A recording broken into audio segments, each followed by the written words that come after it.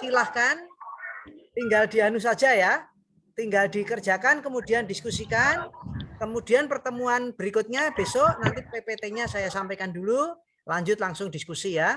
Saya iya Pak. lewat ini, semuanya lewat Zoom saja ya, kuliahnya ya. Ya Pak, siap. Oke, tadi sesungguhnya saya lihat di LMS kita ada ruang kelas untuk diskusi sebenarnya. Tautannya sudah ada sebenarnya. Jadi minggu depan kita bisa masuk ke LMS kita, di ruang diskusi ternyata kita sudah ditautkan. Memang yang pertama, kedua belum bisa sesuai yang dianukan Pak Leman kemarin. Kemudian sekarang sudah dibuatkan dan sudah ditautkan. Jadi kita sudah bisa. Oke ya. Semuanya 29, ini belum lengkap ya.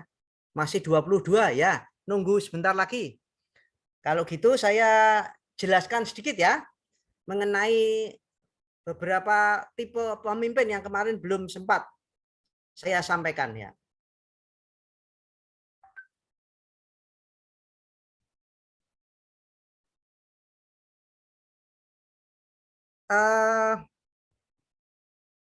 SMA-nya di Mas yang terdekat dari UNES?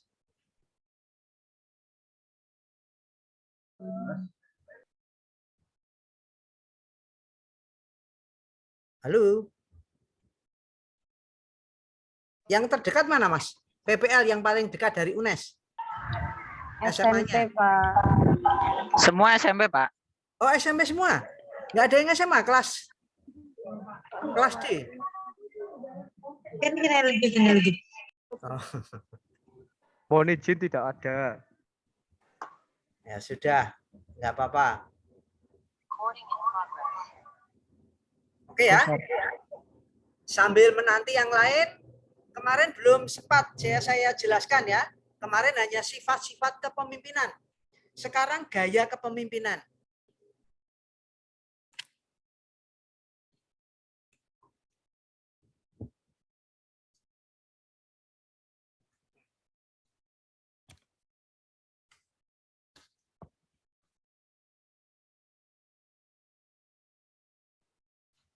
Gaya pemimpinan yang kita kenali itu yang pertama ada gaya autokrasi ya. Autokratis itu pemimpin berperan besar, oto ya, dalam menentukan keputusan dan hanya mendengarkan sedikit masukan dari anggota. Ini biasanya militer ya. Militer itu garisnya garis komando. Jadi sangat autokratis. Lebih banyak yang mendominasi adalah komandan.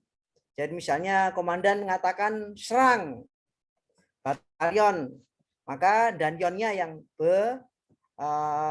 penentu keputusan dalam pengambilannya. Ya, berbeda dengan demokratis yang dimainkan adalah semua suara didengar ya. Nanti suara yang terbanyak, yang dianggap terbaik, dianggap itulah yang dilaksanakan ya. Kemudian delegatif. Pemimpin delegatif ini adalah pemimpin yang memberikan otoritas kepada anggotanya dalam menyelesaikan tugas dan tanggung jawabnya. Nah, ini biasanya gitu ya. Ini kalau kepala sekolah menugaskan kepada guru ketika lomba apapun itu diserahkan secara delegatif kepada guru untuk memanage, membuat proposal, membuat perencanaan seperti yang kemarin ya disampaikan oleh Mas Komting ya jawabannya. Ketika saya sampaikan bagaimana tipikal guru yang kepemimpinan yang penuh inisiatif ya. Sudah 26 ya, tinggal 3 lagi yang belum gabung. Yang ketiga demokratis. Tadi demokratis adalah kebalikan dari autokratis ya. Jadi kalau demokratis ini hampir semua misalnya dalam mengambil keputusan, jadwal sistem kuliah misalnya mendengarkan seluruh mahasiswa, kemudian kita jalankan sesuai dengan keputusan bersama, itu disebut demokratis. Nah, ini wajah saya nggak kelihatan Mas, di kameranya penjenengan. Oke Pak. Betul kelihatan Pak. Oh. Iya Pak, transparan Pak. Kamera saya ini yang jadi semrawut ini wajah saya. Kamera saya Samar-samar, Pak. ya, oke ya. Selanjutnya transformasional. Gaya kepemimpinan transformasional ini memberikan reward kepada anggota tim yang berhasil menyelesaikan pekerjaan. Nah, ini transformasi. Ini bagus ya. Jadi biasanya setiap tugas yang dijalankan oleh anggota, misalnya kalau guru memberikan tugas apapun, guru memberikan kemudian apresiasi atau reward kepada siswa. Nah, ini juga sangat bagus. Tipe transformasional. Yang berikutnya adalah afiliasi. Afiliasi ini pemimpin mendekatkan diri dengan seluruh anggota agar mengenal lebih jauh anggotanya. Nah, ini merakyat ya. Jadi misalnya Bapak Presiden kita dengan seluruh menterinya ini dekat. Sehingga secara kepribadian tahu masing-masing, oh kepribadiannya ini, karakternya begini, kinerjanya begini, ini bagus. Nah, kemudian birokrasi. Nah, kepemimpinan ini biasanya dekan gitu ya. Pemimpin-pemimpin yang birokratis, yang mengerjakan sesuai dengan aturan. Nah, ini kurang bagus sebenarnya. Ini kepala sekolah juga kadang-kadang ada yang seperti ini ya, yang birokratis. Misalnya Anda izin, oh nggak bisa. Misalnya gitu. Tanpa membuat kebijakan-kebijakan, terobosan-terobosan yang sesungguhnya bisa ya dilakukan dengan upaya-upaya yang lebih bijak misalnya. Oh, ketika Anda misalnya sedang PPL, tetapi juga melakukan perkuliahan seperti ini. Nah, kepala sekolah, oh silakan Mas, asal tidak mengganggu. Nah, itu yang bagus ya. Yang tidak sekedar tadi autokrasi ya, tapi memberikan Anda pendapat, kemudian mendengarkan dan memberikan keputusan yang terbaik berdasarkan fungsi kemanfaatan. Oke ya. Saya kira itu gaya-gaya kepemimpinan yang harus adik-adik kenali supaya kita dalam sisi yang kemarin saya sampaikan, beda antara pemimpin dan kepemimpinan itu ada bedanya ya. Pemimpin itu seseorang yang diberikan amanah, sedangkan kepemimpinan adalah sifat. Oke. Baik, silakan Komting yang sudah ditunjuk kelompok satunya dari SMP mana? Silakan presentasi ya. Monggo. Waktu saya sepenuhnya saya berikan. Dari kelompok Mbak Pratanda, Pak. Baik, ya. Saya persilakan. Saya ambil bukunya dulu. Saya beri penilaian ya. Tampil ke dening.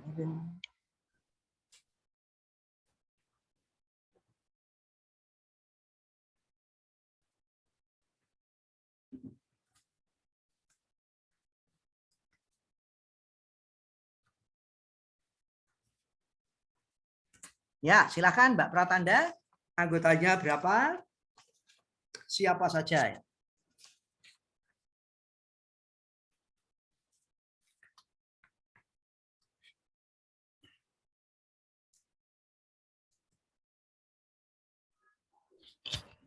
Pak Babang, Mbak Pratanda belum masuk ke belum bisa Zoom. join ya. Ya. Dilanjut untuk kelompoknya Mas Pambudi, Pak. Oh, boleh. Ya. Mas Pambudi ya, kelompoknya SMP berapa ini?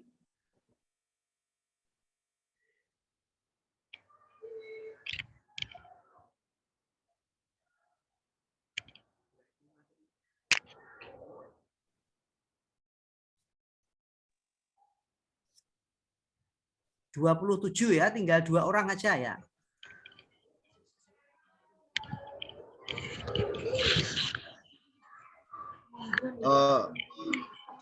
Mohon maaf Bapak. Ya. Terkait untuk mempresentasikan tugas kemarin, Ya. jujur saja kami belum mempersiapkan untuk presentasinya, ya, Pak. Tapi bahannya udah ada. Enggak apa-apa, tidak harus presentasi pakai PPT, enggak apa-apa. Sampaikan gitu aja lisan apa yang sudah dituliskan ya. Oke, nggih, matur nuwun, Bapak. Oke. Sini saudara. Sini. Yuk bersama.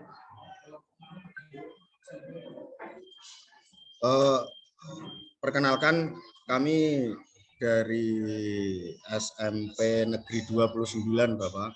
Ya. Anggota saya Triatmojo Luhur Pambudi. Siapa namanya?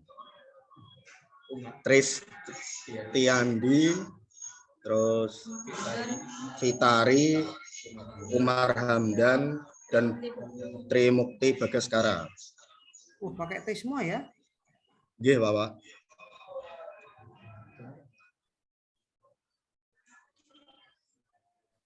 Ya, silakan. Baik, untuk soal yang pertama, apa yang membuat visi diperlukan tidak saja oleh kelompok, institusi, sekolah, namun juga oleh guru sebagai individu dalam sektor pendidikan. Menurut kami, visi diperlukan karena visi adalah suatu konsep, gagasan, ide, pemikiran tentang tujuan masa depan seseorang atau kelompok. Dengan kata lain, visi merupakan cita-cita, merupakan impian yang ingin dicapai, dan untuk mewujudkannya maka dibuatlah sebuah misi, Pak. Jadi secara ringkas, visi itu adalah cita-cita dari seseorang atau cita-cita dari sebuah kelompok. Lalu hal utama yang perlu dipertimbangkan untuk membuat visi bagi seorang guru, yang pertama pastinya harus mengenali diri sendiri sebagai seorang pendidik. Maksud dari mengenali diri adalah apakah seorang pendidik atau guru itu memang betul-betul menjadi seorang guru itu merupakan panggilan hati atau memang ada unsur yang lain. Karena kalau memang merupakan sebuah panggilan hati, bisa dipastikan pendidik tersebut akan melakukan tugasnya secara totalitas ataupun maksimal. Lalu yang kedua adalah memiliki target yang ingin dicapai. Jadi maksud dari target tersebut adalah seorang guru harus memiliki tekad, usaha maupun upaya yang keras untuk mewujudkan hal yang dicita-citakan. Lalu yang ketiga adalah referensi dari Undang-Undang Dasar 1945, di mana negara memiliki tugas dan kewajiban mencerdaskan kehidupan bangsa. Dan pastinya sebagai warga negara yang memiliki tanggung jawab atas pendidikan, maka seorang guru harus ikut andil secara maksimal dalam kemajuan pendidikan Indonesia. Jadi kira-kira hasil diskusi kelompok kami terkait bagaimana visi, lalu visi yang harus dimiliki oleh seorang guru, kira-kira seperti itu, Bapak. Ya, baik ya. Sebelum pertanyaan dari teman-teman, saya ingin ya menegaskan kembali bahwa visi itu sebuah tujuan, sebuah cita-cita ya, sebuah harapan ke depan yang akan digapai oleh seorang guru ya. Jadi guru dalam mengemban visinya ini biasanya dijabarkan ya ke dalam misi. Nah, seperti halnya yang paling mudah, paling sederhana aja ya. Dalam 1 tahun Anda mengikuti PPG ini, Prajab, Anda akan menghabiskan di semester 1 ini adalah PPL dan mata kuliah apa saja. Mata kuliah itu sebagai misinya ya, visinya output. Nah, outputnya adalah bahwa begitu lulus Anda harus dan siap ya untuk menjadi guru, di mana bahwa ada 77.000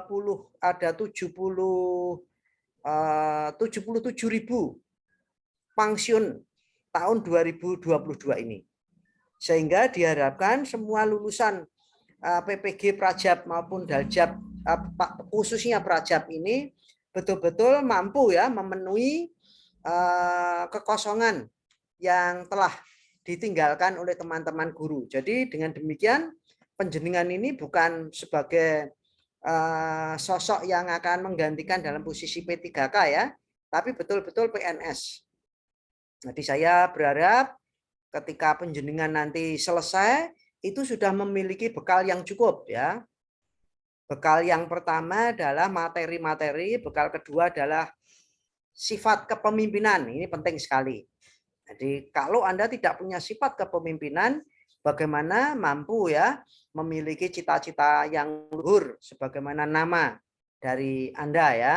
Jadi itu, nah oleh karena itu setiap orang harus punya mimpi.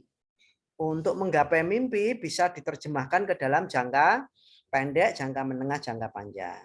Ya, misalnya seperti halnya Anda setelah lulus misalnya akan menikah dulu, menikah kemudian berkarir, kemudian setelah berkarir ini Anda akan fokus di apa, misalnya seperti itu ya. Itu bagian dari misi. Visinya adalah saudara misalnya akan menjadi PNS atau menjadi pengawas atau menjadi kepala dinas, itu visinya. Nah, misinya nanti akan diterjemahkan, dibagi sesuai dengan tahapan. Ya, itu disebut misi ya. Baik, Mas Luhur Atmojo ya, tadi kelompoknya ada Mas Tri, kemudian ada Mas Tris Tiadi, kemudian si Jines apa ya? Tri Bagas, Tri Oh ya. Bagaskara. Tri Mukti Bagaskara. Oh, Tri Bagaskara nggih. Oke. Monggo, saya persilakan kelompok yang lain untuk menanggapi ya. Jangan lupa sebut namanya ya. Umar Hamdan dulu. Oh iya, Umar Hamdan Bapak. Sama Fitari juga.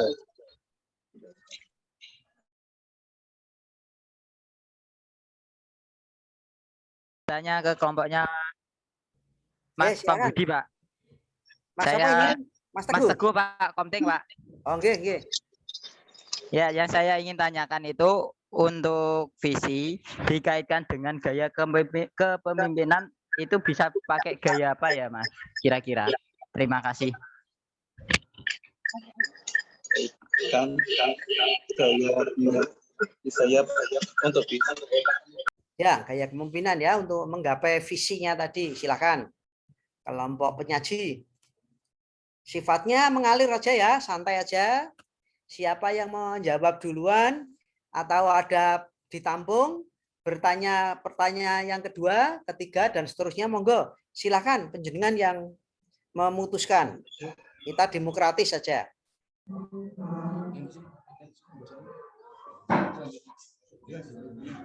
Untuk selanjutnya Bapak, ini kami tampung dahulu.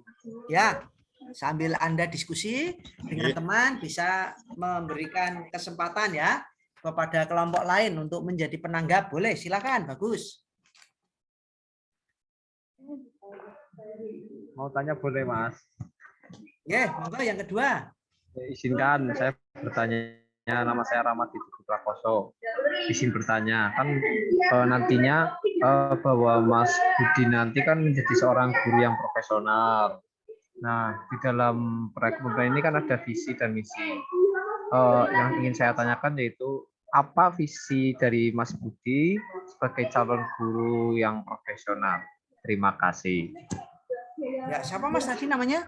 Rahmat Teguh Prakoso, Pak. Ya. Visi menjadi guru profesional ya, Mas? Oke, Mas. Oke. Visinya panjenengan.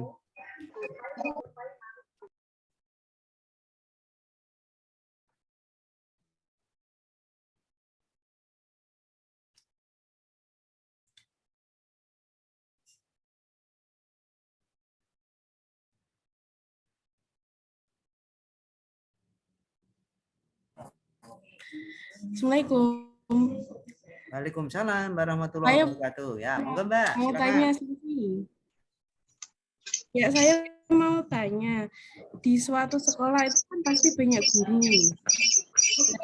Kita di lingkup olahraga saja itu kan pasti ada visi tersendiri dari setiap guru. Nah, bagaimana cara untuk menyatukan visi tersebut?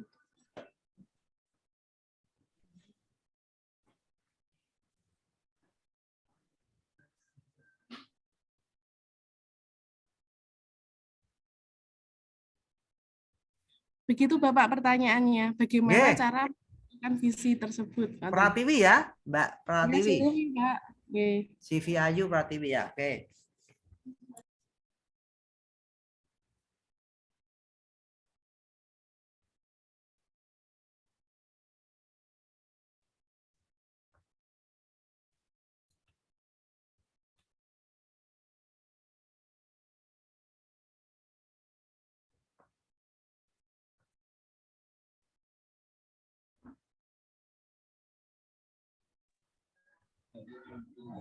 Terima kasih untuk pertanyaannya. Ini mohon maaf Bapak, kamera saya Ya, nggak bisa dipakai. ya. Tidak apa-apa, suara tanpa wujud, ora apa-apa. Oke. Langsung. Tuh, Saya akan mencoba menjawab pertanyaan dari Mas Teguh. Mas Teguh. Mas Teguh terkait Untuk visi dikaitkan dengan gaya kepemimpinan. untuk visi yang dikaitkan dengan gaya kepemimpinan.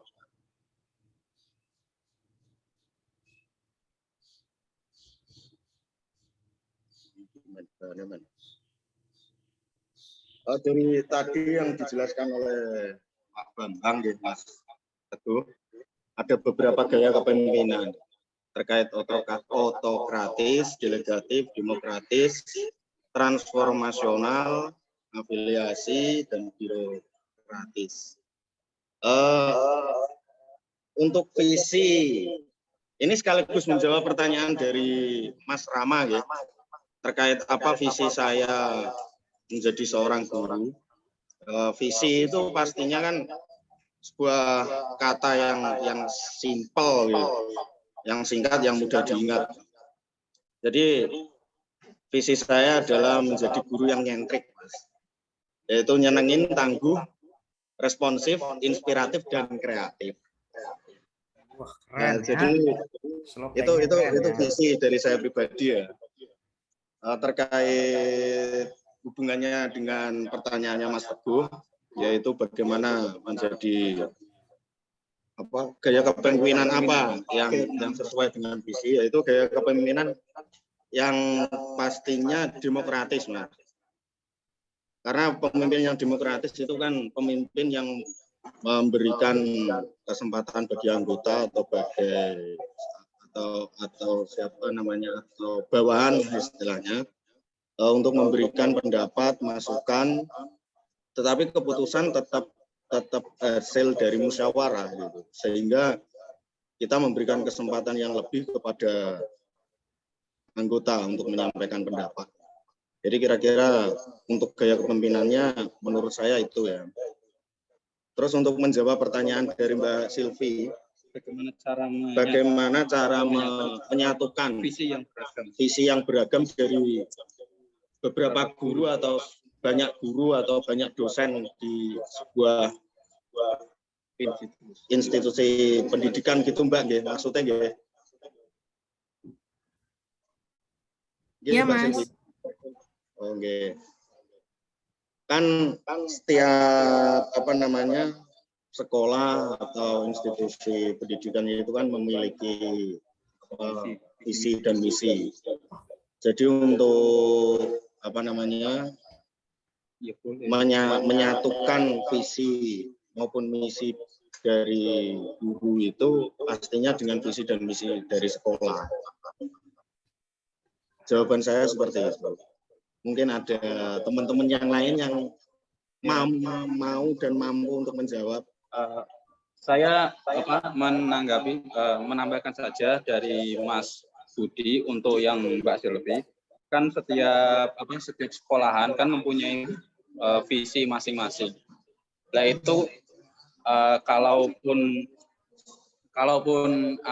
setiap guru biasanya kan mempunyai visi masing-masing. Tapi ya untuk menyatukannya ya harus sesuai dengan instansinya tersebut. Bersatu, visi dan misinya bersatu menjadi satu ya di visinya sekolahan itu. Jadi digabungkannya ya harus sesuai dengan sekolahan tersebut. Seperti itu. Monggo ada yang mau ditambahkan lagi mungkin? Tadi Mas apa Mas? Mas Umar Hamdan. Ya. Halo Pak. Ya. Betul. Ya, saya Pangga mau menambahkan tadi mengenai penyamaan visi dan misi sebelum dibuat itu kalau di sekolah biasanya mengundang dari komite, terus para guru dan kepala sekolah. Tentunya kita membuat visi misi itu secara musyawarah. Kemudian di luar itu apabila ada tidak sama, kita mungkin kepala sekolah bisa melakukan persamaan persepsi. Jadi mungkin baik kepala sekolah dan guru bisa melaksanakan visi misi tersebut dengan baik.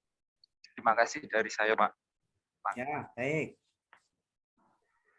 Matur nuwun Mas Pangga. Ya, Pak. Ya, Mas Budi.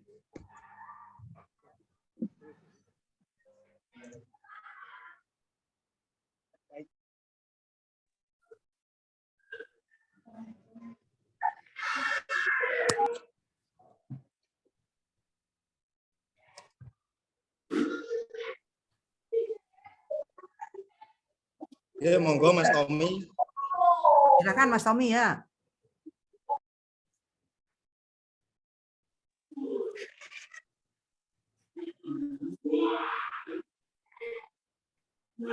Iya Pak, saya mau bertanya.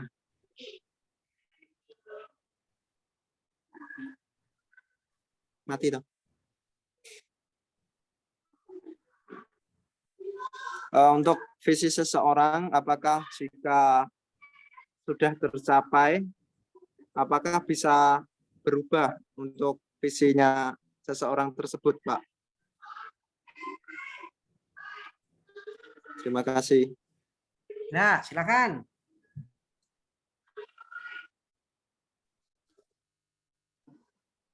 Ini mohon maaf Mas Tommy, pertanyaan untuk kelompok kami atau Pak? Untuk kelompok Mas Budi.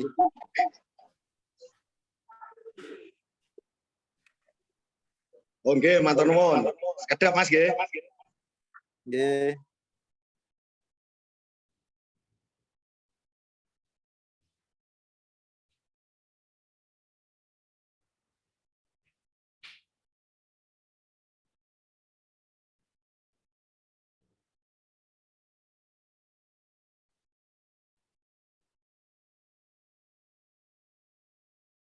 Terus tadi ya.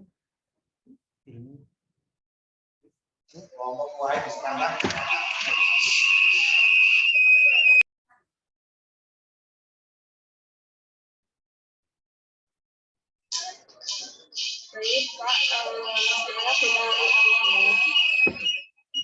Mbak Fitari Awanda ya.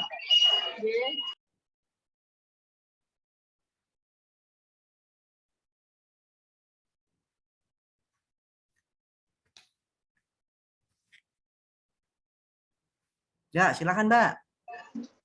Terkait apakah visi seseorang itu jika sudah tercapai dapat berubah, jawabannya itu bisa, karena visi tersebut setiap orang memiliki visinya masing-masing, dan setiap waktu atau waktu tertentu istilahnya seperti itu dapat berubah. Jadi bisa nanti direvisi untuk tujuannya lebih ke peningkatan kualitas maupun tujuan yang akan dicapai selanjutnya.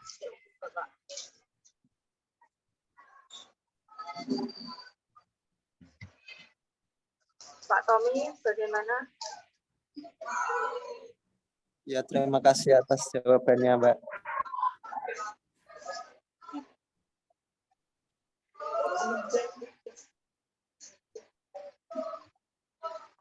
Terima kasih Pak Tommy.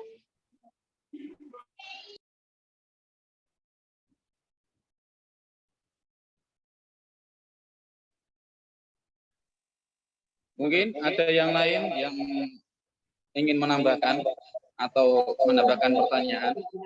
Baik, Pak. Atau menanggapi. Halo, Pak. Halo, Men. Oke, saya mohon izin untuk bertanya tentang tadi visi misi sekolah dan visi sebagai guru pendidikan. terkait dengan berjalannya PPL jenengan di SMP 29, apakah ada persamaan persepsi antara visi sekolah dengan visi sebagai guru? Kalaupun ada atau tidak ada, apa contoh nyatanya atau aksi nyatanya sebagai guru terhadap sekolah tersebut, Pak?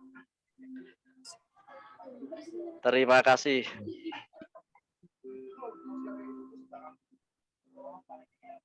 Baik, sebentar Mas Yudis, kami diskusikan Baik, sebentar, Pak. nggih. Saya Yudhistira, Pak Bambang. Ya, ini namanya sudah muncul ini Yudhistira Bramastika ya. Ya. Terima kasih, Pak. SMP pira Mas Yudis? SMP 41 Gunung Pati, Pak. Oh, kepalanya anyar ya? Nggih, Indah Bu Enda Saraswati, nggih. Oh iya, Terus, itu Pak. baru. Ya, salam gitu ya dari Pak Bambang gitu. Siap. Pak Bambang Duetri gitu. Nah, Nggih, Duetri siap, Pak. sampai 13 gitu. Mangke nggih, menawi kepanggih. Ya, kalau pas ketemu ya. Ya. Kalih garwane Pak Anas, Pak. Oh gitu. Oh, Bu Anas di situ juga ya? Nggih, Bu Anas ten mriki. Oh ya, alhamdulillah. Ya, sudah. Salam untuk beliau ya. Siap. Siap, Pak.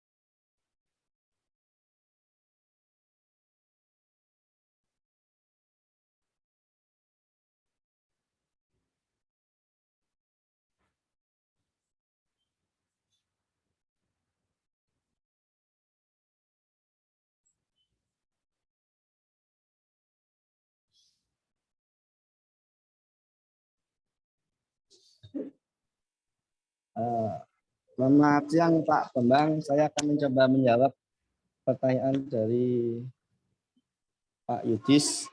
Mas Tres ya? Iya Pak. Ya, silakan Mas Tres. Untuk visi di SMP Negeri 29 Semarang, di sini berbunyi mewujudnya peserta didik yang beriman, cerdas, terampil, mandiri, dan berwawasan lingkungan, Bapak. Untuk misinya sendiri, di sini tertulis ada 11. Untuk mencapai visi tersebut, sekolah menerapkan langkah-langkah atau tindakan yang harus dilakukan, yaitu sebagai berikut. Menanamkan keimanan dan ketakwaan melalui pengalaman ajaran agama dan kepercayaan kepada Tuhan Yang Maha Esa.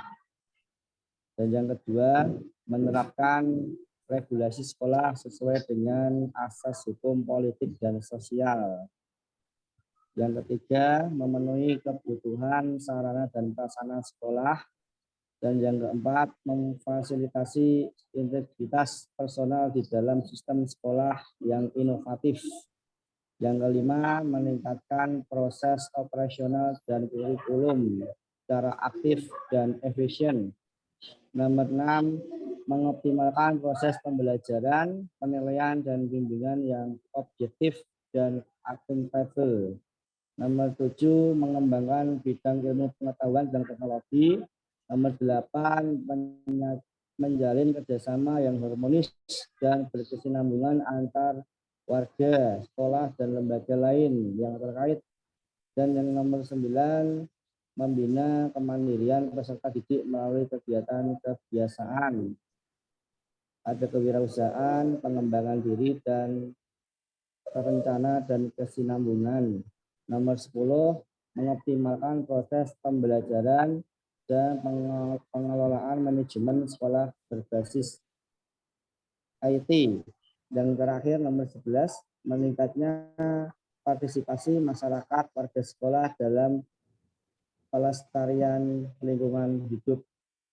Itu untuk visi dan misi dari SMP 29 Semarang, Bapak. Jadi saya sekian dan terima kasih. Bentar Pak, yang saya tanyakan kan tindakan atau aksi nyata gurunya terhadap visi misi sekolah itu seperti apa Pak? Oh ya. Tindakan nyatanya. Sebagai contohnya guru olahraga, secara khusus guru olahraga. Ya. Selama jenengan PPL di situ. Terima kasih.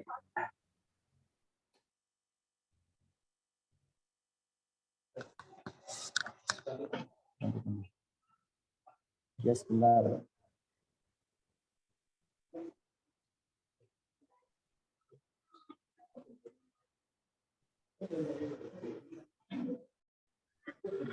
Sebentar Pak Yudis, baru didiskusikan sama teman-teman. Ya Pak, saya Tri Mukti Baskara dari kelompok SMP 29 ingin membantu menjawab untuk yang visi terwujudnya peserta didik yang beriman. Contoh yang sudah dilakukan di sekolah ini yaitu setiap sholat duhur itu semua anak yang beragama Islam melakukan sholat jamaah bersama di musola Pak. Dan untuk yang terwujudnya peserta didik yang cerdas dan terampil, itu guru sudah melakukan variasi nyata tentang pembelajaran, terutama pada olahraga, pembelajaran olahraga. Di sini untuk ekstra olahraganya juga sudah cukup banyak Pak, seperti voli, ada bola basket, itu juga untuk mengembangkan keterampilan anak. Dan untuk yang terwujudnya peserta didik yang berwawasan lingkungan, untuk peserta didik di sini diajarkan untuk menjaga kebersihan lingkungan sekolah Pak. Dan yang kalau untuk pembelajaran pada pembelajaran olahraga itu guru juga sangat mengajarkan kepada peserta didik apabila sebelum melakukan pembelajaran, apabila lapangan itu terlihat kotor atau kurang bersih, peserta didik disuruh untuk membersihkan lapangan terlebih dahulu agar pembelajaran itu terlaksana secara nyaman dan enak. Itu tambahan yang bisa saya sampaikan Pak. Terima kasih. Ya, baik. Baik, terima kasih Pak.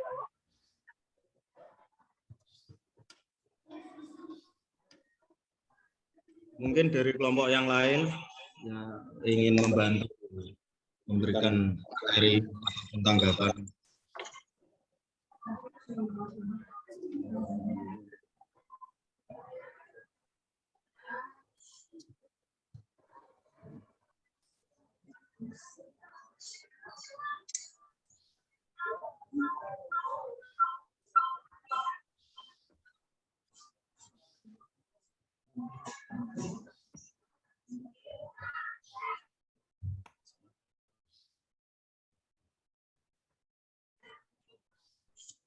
Bagaimana, tidak ada? Untuk yang lain ada tanggapan apa tidak? Udah cukup Mas. Jawaban bisa diterima.